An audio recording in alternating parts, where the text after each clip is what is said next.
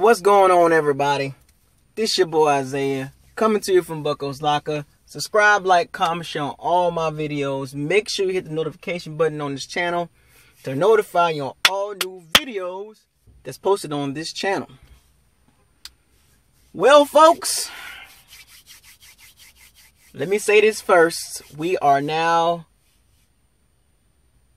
at the phase where we need to start looking towards the draft.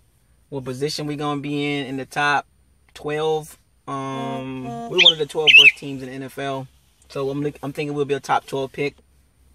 That will be drafting soon. I've had enough of the team. Not the team, but I've had enough with the coaching. And let me say this first: we had a lot to talk about in the offseason. All these offseason moves, O.J. Howard, Deshaun Jackson, Chris Baker, we got T.J. Ward, Hard Knocks, high expectations, all the analysts, all the ex-coaches, the GM, ex-GMs, even current GMs and current coaches. It was chatted around the league that the Bucs is the next team to make the jump. With Dirk Cutter, high expectations. Mike Smith finished the season, last year pretty strong with the defense.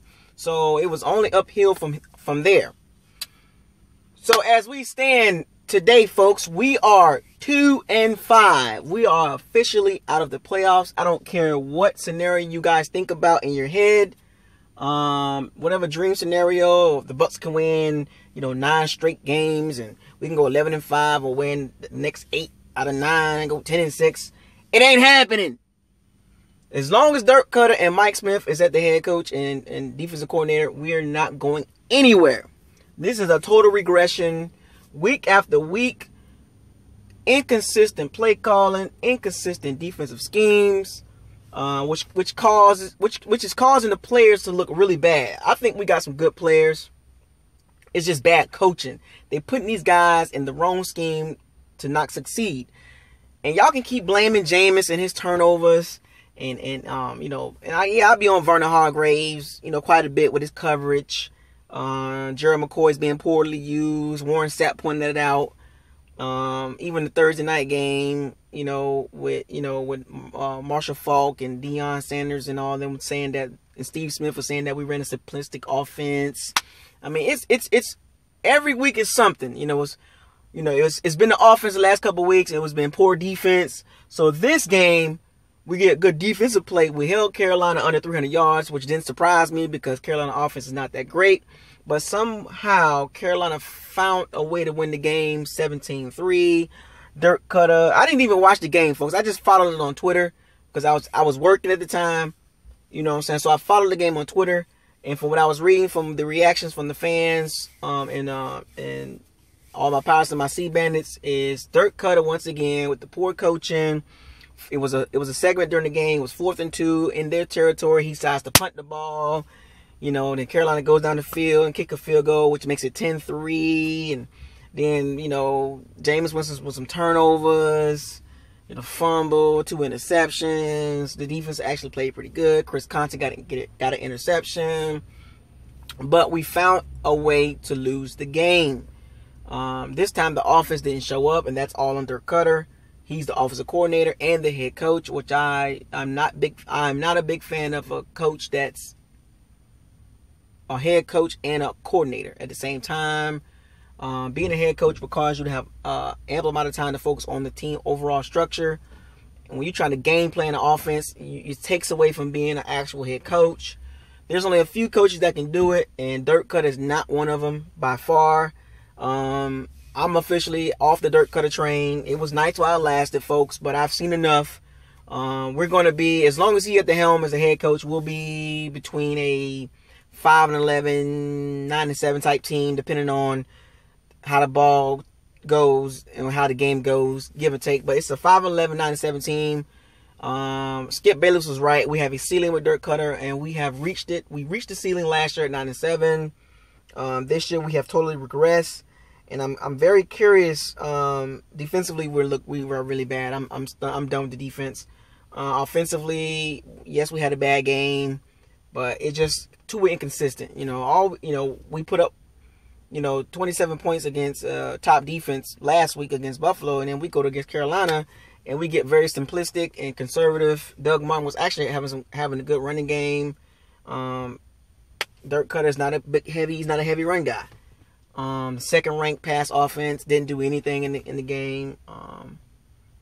All these weapons, and Dirk just don't. He's over his head, and I'm officially off the Dirk Cutter train. I don't care what anybody say. You can bash me all you want to, but I am no longer a fan of Dirk Cutter. I don't care if he can win. I don't care if he wins 5 straight games and we somehow go 7-5. I'm still not a big fan of him. I have no faith in Dirk Cutter. He's making Jameis Winston look really bad with his play calling. It's very simplistic. Like I said, he's holding Jameis Winston back. So when Jameis has a bad game, we jump on him.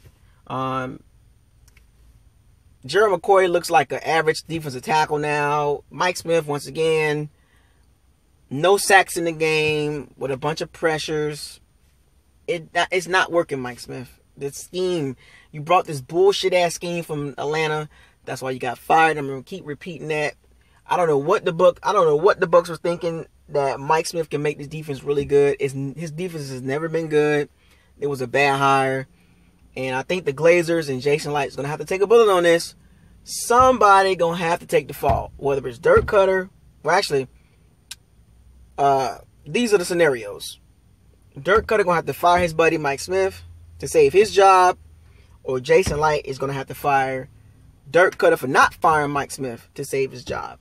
Something going to have to happen. And I know Jason Light, he's a pretty good GM. He's missed on some picks with, Roberto Aguayo, and the Vernon Hargraves pick is kind of, the Noah Spence pick is still kind of, but he's made some good picks too. So, but Jason Light and the Glazers are going to have to sit down and talk about this. And the direction of the team right now is not good. We're reeling right now. The locker room's in a disarray.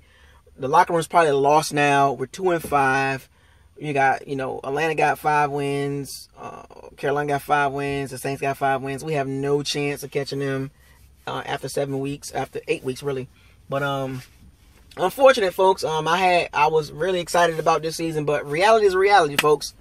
I can admit when we're bad. You know what I'm saying? I'm not going to sit here and try to have a glimpse of hope. The only glimpse of hope I can see out of this season is if we just improve on both sides of the ball and be more consistent. James got to finish strong. Doug, I don't know if he's going to come back. I mean, it doesn't look like it. Even with Dirk Cutter or a new regime, we'll probably draft a running back finally this time. We'll probably get some pass rushers. There's probably going to be a heavy defensive draft again. We're going to probably draft some secondary guys, a couple of D linemen, a couple of O linemen. Donovan Smith, I don't know. They might have to kick him. Well, more than likely, they're going to kick him to left guard. We're going to get a left tackle. Probably do the draft or in free agency. I mean, I'm just speaking in existence, folks, because this is what's going to happen. Donovan Smith is not a left tackle. He's a right tackle, right guard, or left guard. We gotta get a left tackle. Doug Martin, he's a good running back, but I don't know if he's going to stay because of the new regime. This is what's going to happen. For the rest of this season, I just want to see improvement on both sides of the ball, offensively and defensively. Just improve. And give us some hope for next year, because we have to start looking for next year, because we're 2-5, folks. And you do the statistics on teams that's 2-5 after 7 or 8 weeks, they don't make the playoffs. Very few teams make the playoffs. So I want y'all to be realistic. My Pirates and my Sea Bandits. This season's a wash. Unfortunately, somebody gonna have to take the fall. And I'm gonna tell you right now, if it gets any worse, you're gonna have to fire Dirk Cutter before the season over with. So, and they'll probably promote Mike Smith as the head coach. That's how it usually goes. But somebody got to take responsibility of this debacle of a season. Too inconsistent. Losing games that we shouldn't be losing. Too much talent. That roster has, folks, way too much talent. I mean, look at this. Jameis, Doug, even Charles Sims got talent. Demir Dotson, J.R. Sweezy, Ali Marpet, O.J. Howard, Cameron Brake, Mike Evans, Deshaun Jackson, Adam Humphrey, Chris Godwin. Defensively, Gerald McCoy, Robert Ayers, Chris Baker, Quan, Levante, Kendall Beckwith, T.J. Ward, Brent Grimes. I know he was hurt. Even Vernon Hargraves got a little talent. And you mean to tell me we 2-5? Dirk, I'm done with you, bruh. Don't take it personal. I ain't rocking with you no more. Mike Smith, I've been done with your ass. You a horrible defensive coordinator, and you brought this Atlanta Falcons 2007 to 2012 shit to our team, and we don't want you here no more. My Pirates and my Sea Bandits, if you agree, like this video, share this video. This your boy Isaiah, coming to you from Bucko's Locker. Subscribe to the channel, man. You know what it is. Fire those cannons, and we gonna still siege today, but fire Dirk Cutter and fire Mike Smith. I'm out.